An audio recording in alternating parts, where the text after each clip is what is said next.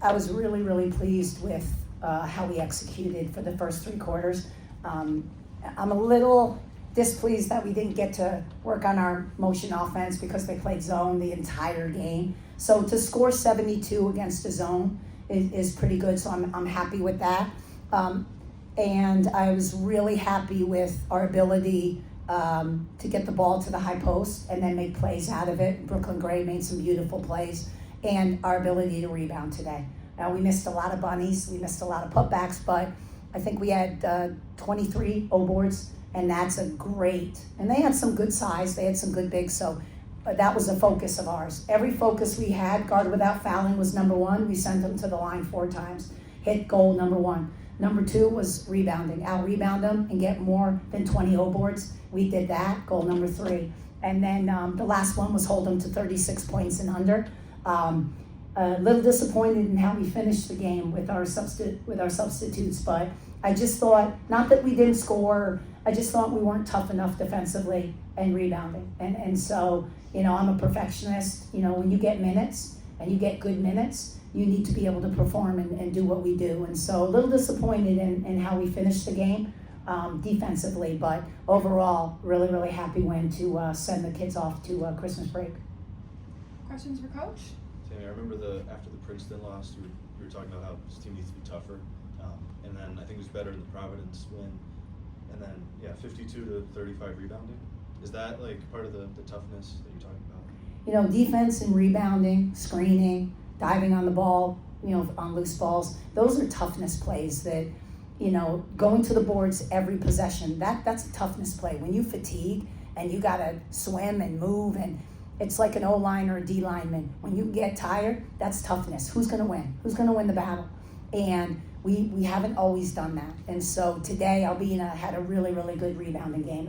Albina got player of the game. She was really good on the boards today, 7 O-boards. We always had 3 to the boards, putting pressure on the boards. Our guards got in there and rebounded today. Again, we missed a lot of putbacks, but the first thing and what I was most proud of was our ability to be tough and go every time. And we did. And that's part of toughness. Screening, all the little things that don't show up, they're really hard.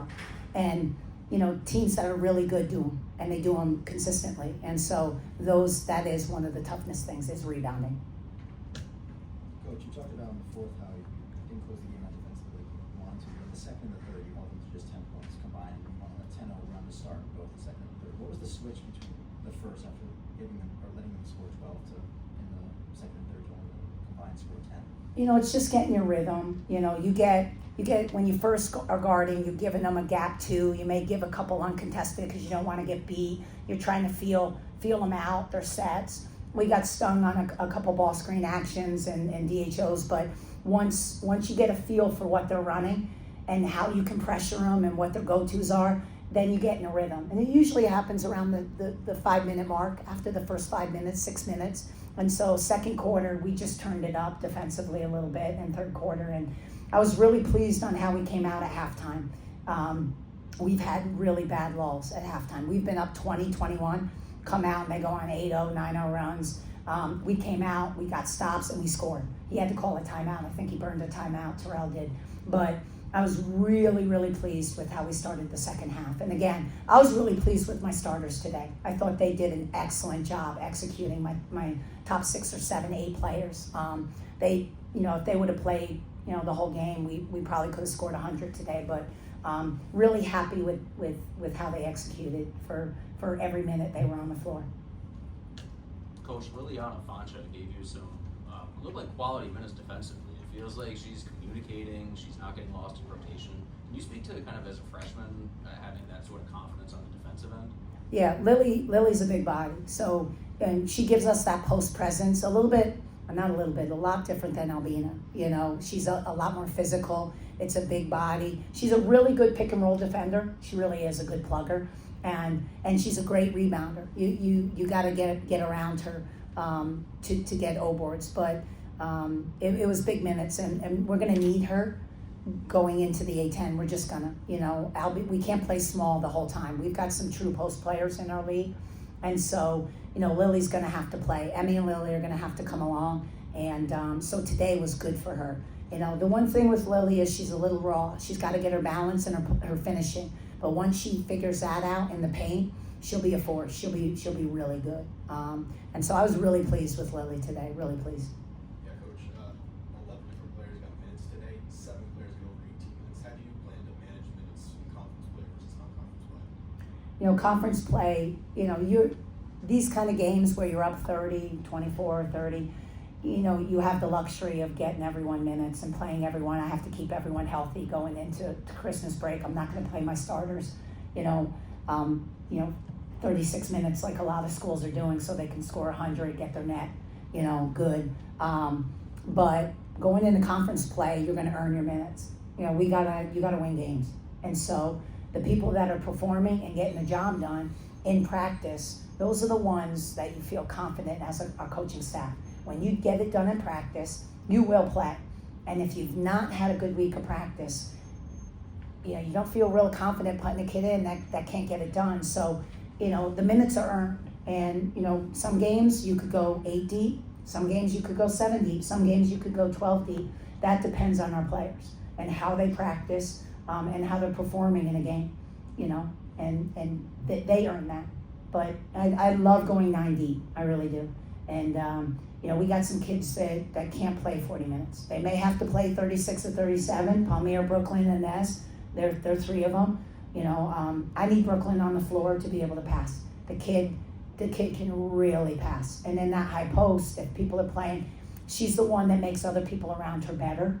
And so anything I draw up, she can get the ball where I want it. So there are a couple kids that they're going to play big minutes in big games. It's just what it is. And then the rest, they earn their minutes with their performance. Coach, you mentioned Wagner in his zone for pretty much the entire game, and how that kind of stopped your motion offense. But you guys had 23 offensive rebounds. Of course, one of the things with zone is how it's often hard to match up getting a rebound. But you sent 3 to the glass every time. Was that a premeditated decision or just kind of the flow of the game? That's our transition D. We go 3 to the boards and 2 get backs. Our 2 get backs, 1 holds the hole and 1 is a ball stop. And 1 holds the hole. You know, we don't want people getting layups on us and run outs. You know, when you turn the ball over, there's not much you can do with transition D because you don't have your 2 get backs. But no, we send 3 to the hole every time. It's how we rebound. It's what we do. If we were really good with a get back and a ball stop, I'd send 4. But right now, we're just not good enough with our get backs and our ball stops. So we send 2 back and we go 3 to the boards. That's it. We've always done that for my 7 years here. It's the UConn transition defense. It is actually the UConn women's transition defense. I stole it from Gino. Coach, Albina set a new career high with 18 points. Was this a matchup that you thought she was going to be really effective in? You know, they had 30's a decent big. She's their leading scorer, leading rebounder. So I didn't know if Albina was going to be able to match that physicality. But Albina had a really good week of practice, and I think it gave her again. Your preparation in games, you're going to fall to the level of your preparation. You're not magically going to be great. If you were horrible for a week, you're probably not going to be great in the game. It doesn't just, and your confidence isn't there. But Albina had, and when I mean a great week of practice, big time scoring, good boarding. She did. She was the Albina from the beginning of the season. She had that little lull for a couple games. Her confidence was low. But I think practice, the good week she had, really gave her the confidence. And again, it's no coincidence that she had one of the best weeks of practice and she had the best game today. That was all Albina. She just came out and played like she practiced. Coach, the 67th point, it played into the game at the late stage. What do you make of it? What do you mean? I mean, all the fans going crazy and a lot of players pushing to get to that mark. I don't even know what. So they can do 6-7, or do we get free sandwiches? I don't know. I know the kids love to do the 6-7, but I don't ever think about that. You know, I'm literally coaching every possession. If it was Chick-fil-A for all the kids, I definitely try to score and get the kids their free sandwiches. But you know, I want them to have a good time. I was a little bit disappointed. You know, obviously my heart and our condolences from women's basketball go out to, you know, Brown University and everyone involved in that senseless tragedy. All of Rhode Island, I think we were on edge for quite a while.